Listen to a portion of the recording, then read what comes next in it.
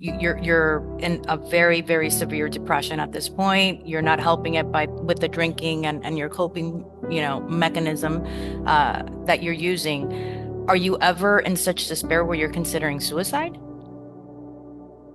Yes and no. And the reason why I say yes and no is because I never thought about dying by suicide.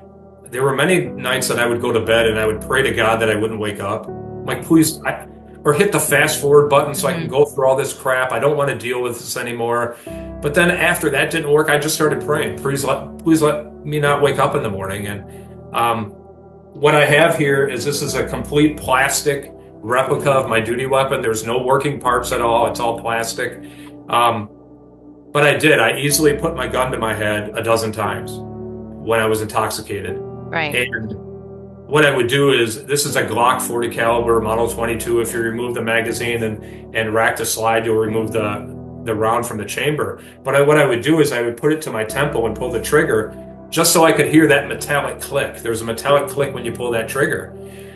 And I don't know why I did that. A lot of people said maybe you were preparing to die by suicide.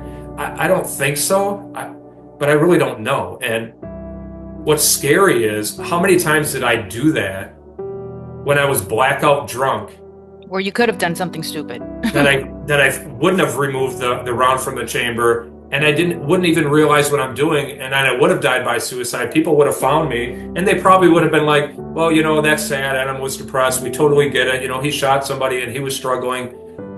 But deep down, I never really thought about killing myself. But then how do you explain that? I don't know how I explain it. It's just something I did. Are you a spiritual person? Are I you a am. religious man? I am. Yeah. Yeah. Do you believe that this maybe has allowed you to awaken closer to your higher self, and maybe that's part of that communication that was happening where it was helping you evolve?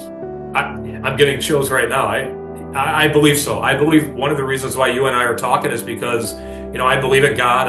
I grew up Christian, and I completely believe that I'm here sharing my experience with others because God wants me on this path.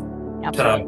That he wants me to be vulnerable. He wants me to have courage and share my experience and help others, even if it's only one person. Even by us talking, if it helps one person, that's what it's all about. That's Even my if it helps, philosophy.